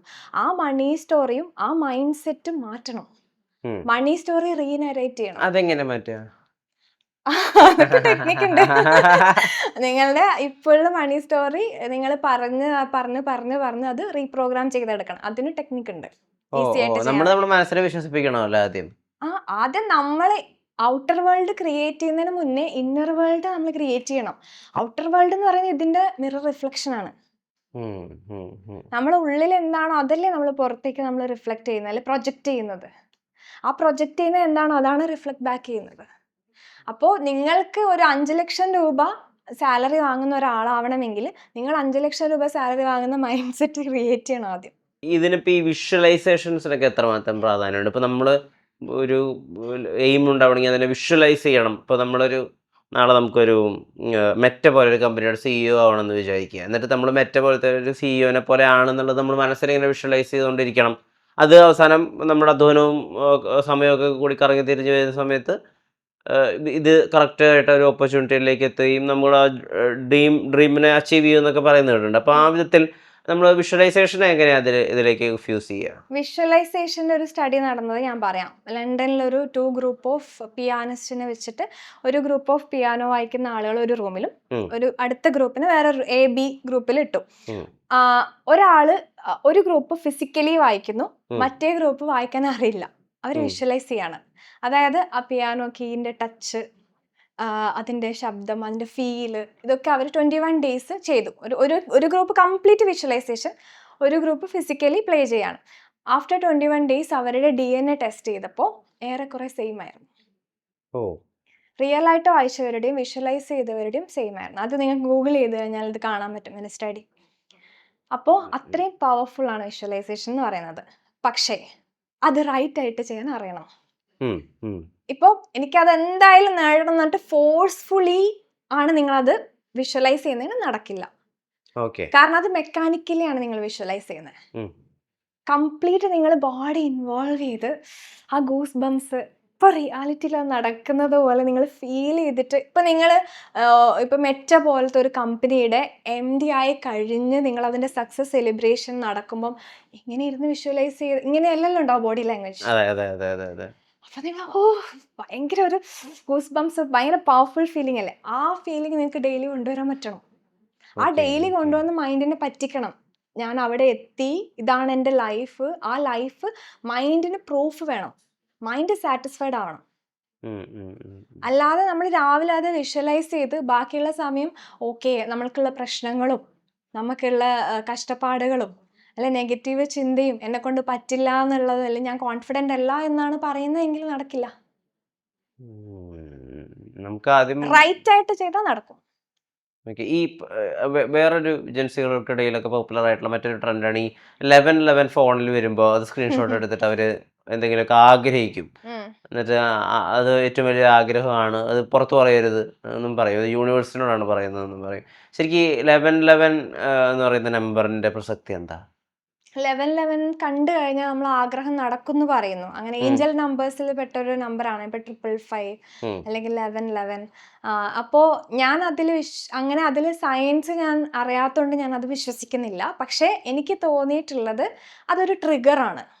ലൈക്ക് എനിക്കൊരു ആഗ്രഹമുണ്ടെങ്കിൽ ഞാൻ ആ നമ്പേഴ്സ് കാണുമ്പോൾ ഞാൻ മൈൻഡിന് കൊടുക്കുന്ന മെസ്സേജാണ് ഇതിപ്പം മാനിഫെസ്റ്റ് ആകും അല്ലെങ്കിൽ റിയാലിറ്റിയിലോട്ട് വരും എന്നുള്ളൊരു ട്രിഗറാണ്. ഇപ്പം നമ്മൾ അമ്പലത്തിൽ പോവാണ്, അമ്പലത്തിൽ പോകുമ്പോൾ നമ്മളെല്ലാം നടക്കും എന്നുള്ളൊരു വിശ്വാസമൊന്നുമില്ലല്ലോ, നമ്മളൊരു ആശ്വാസത്തിന് പോവാണ് അല്ലേ, നമുക്കൊരു ഫീലിംഗ് കിട്ടാൻ വേണ്ടിയിട്ട്. പക്ഷെ അതും ഒരു ട്രിഗർ അല്ലേ, ഭക്തിയുടെ ഭക്തി മാർഗം. അത് നമ്മൾ ആ ട്രിഗർ എന്താണ്, ഇപ്പം അതുപോലെ ക്രിസ്റ്റൽസ് വെയർ ചെയ്യുന്ന ആളുകൾ, മണിയുടെ അല്ലെങ്കിൽ അബണ്ടൻസിന്റെ ക്രിസ്റ്റൽസ് വെയർ ചെയ്ത് അബണ്ടൻസ് വരണമെന്നില്ലല്ലോ. പക്ഷെ അത് കാണുമ്പോൾ ഒരു ഓക്കെ ഐ എം അബണ്ടന്റ് എന്നുള്ള ഓട്ടോ സജഷൻ ആണ് മൈൻഡിൽ കൊടുക്കുന്നത്. എല്ലാം മൈൻഡ് റിലേറ്റഡ് ആണ്. അത് കാണുമ്പോൾ ഒരു ട്രിഗർ മാത്രമാണ് ഇത്, അല്ലാണ്ട് അത് കണ്ടുകൊണ്ട് എനിക്കിത് മാനിഫെസ്റ്റ് ആവുമെന്നില്ല. അപ്പൊ ഈ ഈവിളൈ എന്നൊക്കെ പറഞ്ഞിട്ട് അതിനെ മാറ്റാൻ വേണ്ടിയിട്ട് കണ്ണിന്റെ സിമ്പിളൊക്കെയുള്ള കുറെ ബ്രേസ്ലെറ്റുകളൊക്കെ ഇട്ട് നടക്കുന്ന ആളുകളെയും കാണാം. ഇതിന്റെ പിന്നിലൊക്കെ സത്യമുണ്ട് എന്നൊക്കെ പറഞ്ഞിട്ട് ഇപ്പോൾ വിജയമുള്ള പവർ കപ്പിൾ ആയിട്ടുള്ള ആളുകളുടെ ഫോട്ടോയൊക്കെ ഇങ്ങനെ ഇൻസ്റ്റാഗ്രാമിൽ ഇട്ടതിന് ശേഷം അവര് തന്നെ വന്ന് പറയുന്നത് കേട്ടിട്ടുണ്ട് ഞാൻ ഈ സ്റ്റോറിയിലൊക്കെ. അതായത് അങ്ങനെ ചെയ്തപ്പോൾ ഞങ്ങൾക്ക് ഈവിളൈ ആയിപ്പോയി, അതിനുശേഷം ഞങ്ങൾ അതൊക്കെ റിമൂവ് ചെയ്യേണ്ട അവസ്ഥ വന്നു. ശരിക്കും ഈവിളായി അങ്ങനത്തെ കാര്യത്തിലൊക്കെ കഥയുണ്ടോ? കണ്ണ് കിട്ടാൻ ഈവിളായി എന്ന് പറഞ്ഞാൽ നമുക്ക് കണ്ണ് കിട്ടുന്ന തോട്ട്സ് നമ്മളെ ചുറ്റും എന്തായാലും വരും, നമ്മളെ ഫീൽഡിൽ വരും. അപ്പൊ നമ്മളെ ഫീൽഡ് അത് എടുക്കണമെങ്കിൽ നമ്മൾ ലോ വൈബ്രേഷനിലുള്ള ഒരാളാണെങ്കിൽ ഈവിളായി വരും. ഓക്കെ. നമ്മൾ ഹൈ വൈബ്രേഷൻ, നമ്മൾ ഇന്ന വർക്ക് ചെയ്യുന്നു, മെഡിറ്റേഷൻ ചെയ്യുന്നു, ഡെയിലി മന്ത്രാസ് പറയുന്നു, അല്ലെങ്കിൽ കറക്റ്റ് പ്രാക്ടീസ് ചെയ്യുന്ന ഒരാളാണെങ്കിൽ ഈവിളായി വരില്ല. അങ്ങനെയാണെങ്കിൽ ഏറ്റവും ഇപ്പം ലാലേട്ടന്റെ ലൈഫ് തന്നെ എടുക്കാം. അപ്പം എത്ര ഈവിളായി വരണം? അത്ര ഫേമസ് ആയ ആളുകളുണ്ട്. ഇപ്പം ഇലോൺ മസ്ക്, എത്ര ഈവിളായി വരണം? അവർക്കൊന്നും എന്തുകൊണ്ട് വരുന്നില്ല? നമ്മൾ ഏറ്റവും ലോ വൈബ്രേഷൻ ആണ്. നമ്മൾ ചിലപ്പം ആളുകളെ പറ്റി കുറ്റം പറയുന്നുണ്ടാവാം. കുറ്റം പറയുന്നതാണ് ഏറ്റവും ലോ വൈബ്രേഷൻ. ആളുകളെ പറ്റി നമ്മൾ കുറ്റം ബ്ലെയിം ചെയ്യുന്നത്, ക്രിട്ടിസൈസ് ചെയ്യുന്നത്, കമ്പയർ ചെയ്യുന്നത്, നമ്മളെ വെച്ച് കമ്പയർ ചെയ്യുക, മറ്റുള്ളവരെ വെച്ച് കമ്പയർ ചെയ്യുക. എപ്പോഴും ഈ കമ്പാരിസൺ ആകുമ്പോൾ നമ്മൾ ഉള്ളിൽ സ്ട്രെസ് കെമിക്കലാണ് റിലീസ് ആവുന്നത്. സ്ട്രെസ് കെമിക്കൽ റിലീസ് ആവുന്ന സമയത്ത് നമ്മൾ ബ്രോഡ്കാസ്റ്റ് ചെയ്യുന്നത് ലോവസ്റ്റ് എനർജിയാണ്, ലോ ഫ്രീക്വൻസിയാണ്.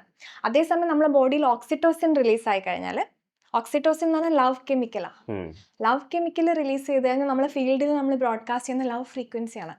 ലവ് ഫ്രീക്വൻസിയാണ് ഡോർ ഓപ്പണിങ് മാനിഫെസ്റ്റേഷനുള്ള. അതായത് അബൻഡൻസ്, ലവ്, അത്രയും നല്ല ഫ്രീക്വൻസിയാണ് നമ്മുടെ അടുത്തേക്ക് വരിക, നല്ല എനർജിയാണ് നമ്മുടെ അടുത്തേക്ക് വരിക. അപ്പോൾ നമ്മളെ ബയോളജിയും ബയോ കെമിക്കൽ റിയാക്ഷനും എനർജിയും ക്വാണ്ടം ഫീൽഡും തമ്മിൽ ഇന്റർ കണക്റ്റഡ് ആണ്. ഇപ്പോൾ നേരത്തെ ഈ നമ്മൾ കുട്ടികളുടെ കാര്യത്തെ പറ്റിയായിരുന്നു പറഞ്ഞിരുന്നത്. പക്ഷെ കുട്ടികളെന്നായാലും മുതിർന്നവരായാലും എല്ലാവരും ഈ മൊബൈൽ വന്നതോടുകൂടി ആളുകളുടെ തന്നെ ജീവിതം മൊത്തത്തിൽ മാറി മറിഞ്ഞിരിക്കും. ഇപ്പോൾ മൊബൈൽ നമ്മൾ കയ്യിൽ പിടിക്കാതെ ഉണ്ടാവുക ഈ ഉറങ്ങുന്ന ഒരു 8 മണിക്കൂർ മാത്രമാണ്. അതിനപ്പുറത്ത് മൊബൈൽ നമ്മുടെ കയ്യിലില്ലെങ്കിൽ നമ്മുടെ ജീവനൊക്കെ വേർപെട്ട് പോയ പോലെ ഇങ്ങനെ തപ്പി ഓടി നടക്കും. ആളുകളുടെ ശ്രദ്ധ ഒരുപാട് കുറഞ്ഞിരിക്കുന്നു. ഇപ്പോൾ ഒരു മുഴുനീള പ്രസംഗമൊക്കെ ഒരു രാഷ്ട്രീയ നേതാവിൻ്റെ ഒരു കവറയിൽ നിന്ന് കേൾക്കാൻ എത്ര പേര് ക്ഷമയോടുകൂടി കേട്ടിരിക്കും എന്നറിയില്ല. അല്ലെങ്കിൽ ഒരു പുസ്തകം ആദ്യം അധ്യാന്തം ഒറ്റ ഇരിപ്പിന് വായിക്കുന്ന ആളുകളെ കാണാനില്ല. ഇപ്പോൾ ട്രെയിനിലോ പണ്ട് ബസ് സ്റ്റോപ്പുകളിലൊക്കെ നിരന്തരം പുസ്തകങ്ങൾ വായിക്കുന്ന, പത്രങ്ങൾ വായിക്കുന്ന ആളുകളുണ്ടായിരുന്നു. അത് കുറഞ്ഞുപോയി.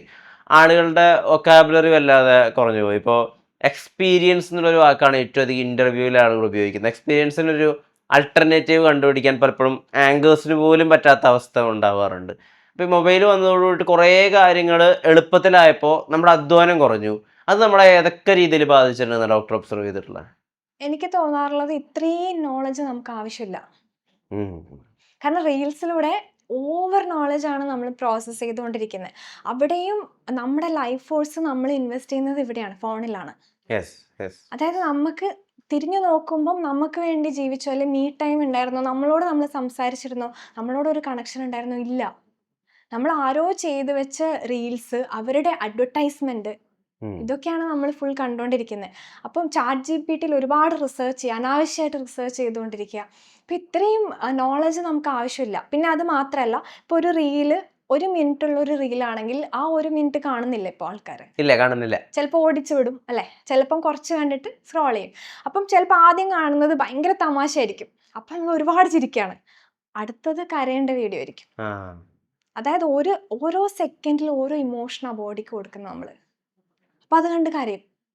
അത് കണ്ട് അടുത്തത് നമുക്ക് ഇവൻ എന്താ ഇങ്ങനെ ചെയ്തേ, ഒരു റിവെഞ്ച് ഫീലിംഗ് ആയിരിക്കും.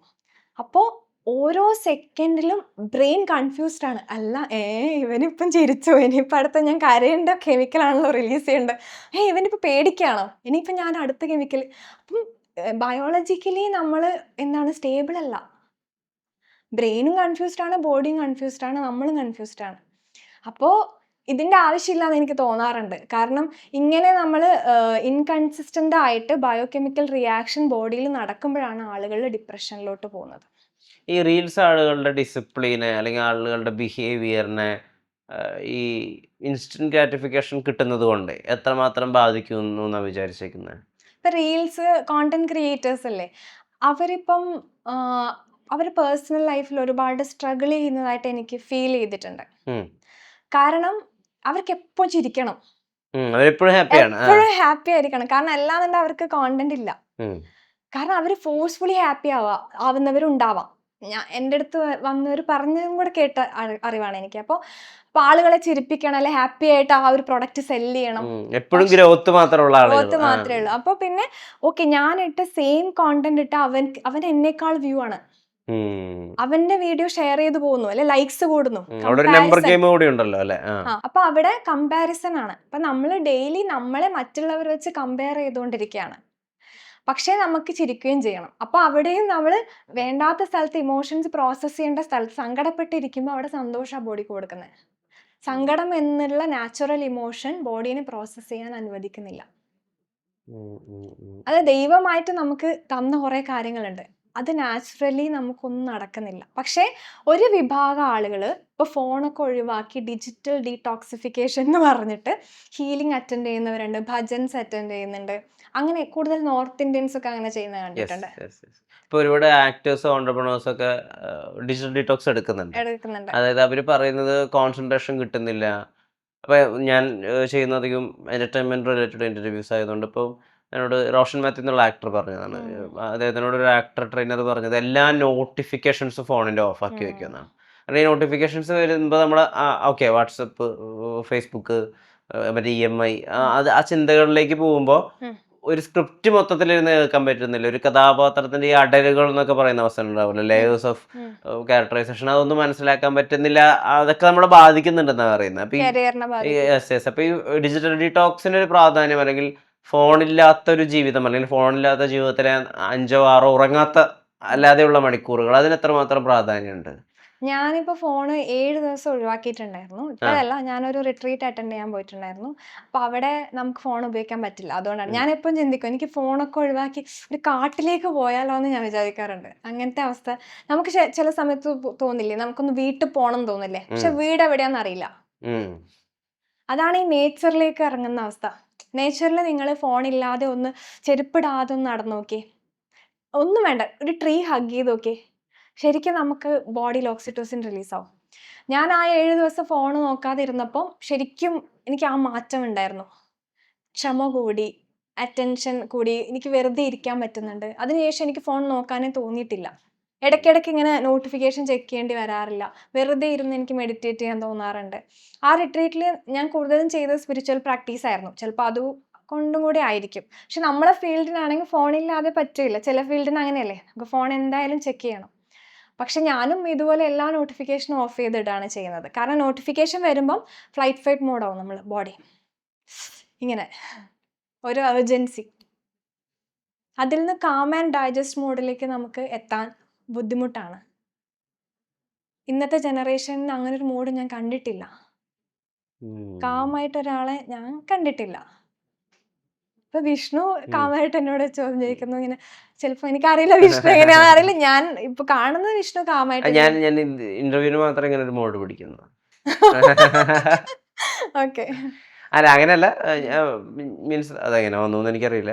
പക്ഷെ ഈ പറഞ്ഞ പോലെ കാമായിട്ടുള്ള ആളുകളെ കാണാൻ, ഇപ്പോൾ ഉദാഹരണത്തിന് ഒരു ട്രാഫിക് ബ്ലോക്കിൽ ഹോൺ അടിക്കാത്തൊരു മനുഷ്യനെ, അല്ലെങ്കിൽ ഇപ്പോൾ ഒരു ഹോട്ടലിൽ നമ്മളൊരു സാധനം ഓർഡർ ചെയ്തിട്ട് നമുക്ക് നമ്മുടെ കയ്യിൽ ടോക്കൺ തന്നിട്ട് വെയിറ്റ് ചെയ്യുന്നു പറയുമ്പോൾ സമാധാനമായിട്ട് വെയിറ്റ് ചെയ്യുന്ന ഒരാളെ കാണാനില്ല. ഇല്ല. അല്ലെങ്കിൽ ട്രയൽ റൂമിനപ്പുറത്ത് നിന്നിട്ട് ഇതെന്താ എത്ര നേരമായിട്ട് ഇറങ്ങാത്തത്, അല്ലെങ്കിൽ ATM കൗണ്ടറിൽ നിന്ന് എന്താ ഇറങ്ങാത്തത്, അങ്ങനെ ഒന്ന് ഇറിറ്റേറ്റഡ് ആവാത്ത ഒരാളെ കാണുന്നത് വളരെ വളരെ റയറാണ്. അതെന്ത് പറ്റി അങ്ങനെ? അത് ആലോചിക്കാറുണ്ടോ? അത് റീൽസ് തന്നെയാണ്. കാരണം നമ്മൾ അറ്റൻഷൻ സ്പാൻ കുറഞ്ഞില്ലേ. ഇപ്പം എല്ലാം പെട്ടെന്ന്. ഇപ്പം ഒരു 2.5 മണിക്കൂറുള്ള സിനിമ മുഴുവനായിട്ട് കാണാൻ ആളുകൾക്ക് പറ്റുന്നില്ലല്ലോ. തിയേറ്ററിൽ പോയാൽ ചിലപ്പോൾ പറ്റും. വീട്ടിലിരുന്ന് കാണുകയാണെങ്കിൽ അത് നമ്മൾ ഫാസ്റ്റ് അടിച്ചാണ് കാണുന്നത്. അപ്പോൾ അങ്ങനെ നമ്മൾ അറ്റൻഷൻ സ്പാൻ കുറഞ്ഞു, നമ്മൾ പേഷ്യൻസ് കുറഞ്ഞു. അപ്പോൾ ബ്രെയിനിനെ ഫാസ്റ്റ് ആക്കി നമ്മൾ ട്രെയിൻ ചെയ്തു. അപ്പോൾ നമ്മൾ ആനിമൽ ഇൻസ്റ്റിങ്ക്റ്റ് ആണ് പുറത്തേക്ക് വരുന്നത്. അരഗൻ്റ് ആവുന്നു, ഇറിറ്റേറ്റഡ് ആവുന്നു, ദേഷ്യം വരുന്നു, ഷോർട്ട് ടെമ്പേർഡ് ആവുന്നു. നമ്മുടെ ഹ്യൂമൻ സൈഡ് ഹിഡൻ ആയിപ്പോ. ഹ്യൂമാനിറ്റി അതൊക്കെ ഇപ്പോൾ കുറഞ്ഞു വന്നില്ലേ. ഡോക്ടറുടെ പ്രോഗ്രാമിനൊക്കെ വരുമ്പോൾ ആളുകൾ അവരുടെ തോട്ട് പ്രോസസ്സ് മൊത്തത്തിൽ മാറിപ്പോയി, അല്ലെങ്കിൽ അവർ ലൈഫിനെ അപ്രോച്ച് ചെയ്യുന്ന വിധം മാറിപ്പോയി, കുറച്ചുകൂടി ഇപ്പോൾ സമാധാനമുണ്ട്, അങ്ങനെ ഫീഡ്ബാക്ക് പറഞ്ഞ ആളുകളുണ്ട്, അല്ലെങ്കിൽ സ്ഥിരമായിട്ട് അങ്ങനെ കോണ്ടാക്ട് ചെയ്യുന്ന ആളുകളുണ്ടോ? ഒരുപാട് ആളുകൾ പറയാറുണ്ട്. ആദ്യം തന്നെ അവർക്ക് മാറ്റം ഉണ്ടാകുന്നത് അവരിൽ തന്നെയാണ്. അതായത് ഞാൻ പറയും, നിങ്ങളെ ചുറ്റുമുള്ള ആളുകൾ മാറും, പക്ഷെ അതിനു മുന്നേ നിങ്ങളിലാണ് മാറ്റം വേണ്ടത്. എന്നാൽ ആദ്യം ഉറക്കം റെഡിയാവും, ഹെൽത്തി സ്ലീപ്പ് കിട്ടാൻ തുടങ്ങും. കാരണം നമ്മളിപ്പം 8 മണിക്കൂർ ഉറങ്ങുന്നുണ്ടെങ്കിലും അത് ഹെൽത്തി സ്ലീപ്പ് ആവണമെന്നില്ല. ഡീപ്പ് സ്ലീപ്പ് കിട്ടാൻ തുടങ്ങും. ലൈക്ക് ഒന്നും അറിയാതെ ഡ്രീംലെസ് സ്ലീപ്പ് കിട്ടാൻ തുടങ്ങും. പിന്നെ രാവിലെ എണീക്കുമ്പോൾ തന്നെ ഭയങ്കര ഒരു എനർജറ്റിക് ആയിരിക്കും. പിന്നെ ഇപ്പം നിങ്ങൾ രാവിലെ തൊട്ട് വൈകുന്നേരം വരെ വർക്ക് ചെയ്യുന്ന ഒരാളാണെങ്കിലും നിങ്ങൾ വീട്ടിലെത്തി കഴിയുമ്പോൾ നിങ്ങൾ ഭയങ്കര ഫ്രഷ് ആയിരിക്കും. സാധാരണ വർക്ക് കഴിഞ്ഞ് വീട്ടിൽ പോകുമ്പോൾ ഭയങ്കര ഡൗൺ ആയിരിക്കില്ലേ, ഇത് ഭയങ്കര ഫ്രഷ് ആയിരിക്കും, ഫോക്കസ് കൂടും, ക്രിയേറ്റീവായിട്ട് തിങ്ക് ചെയ്യാൻ പറ്റും. നിങ്ങളെ ഹാബിറ്റ്സ് ഒക്കെ ഉണ്ടാവില്ല, നിങ്ങളെ ഹോബീസൊക്കെ നിങ്ങൾക്ക് ഒന്നുകൂടെ റീസ്റ്റാർട്ട് ചെയ്യാൻ തുടങ്ങും. ഇപ്പം ഡ്രോയിങ്, പെയിൻറ്റിങ്, കുറച്ചുകൂടെ സമാധാനം കിട്ടുമ്പല്ലേ നമ്മൾ അതിനെ പറ്റിയൊക്കെ ആലോചിക്കുക. അല്ലെങ്കിൽ നമ്മൾ പ്രോബ്ലംസ് മാത്രമല്ല ആലോചിക്കുക. പ്രോബ്ലംസ് ആലോചിക്കുന്നത് കുറേ കുറയും നിങ്ങൾ. പിന്നെ പ്രശ്നങ്ങൾ വരില്ല എന്നല്ല, വരും, പക്ഷെ പ്രശ്നത്തിനെ വേറൊരു പെർസ്പെക്റ്റീവിൽ നമുക്ക് അപ്രോച്ച് ചെയ്യാൻ പറ്റും.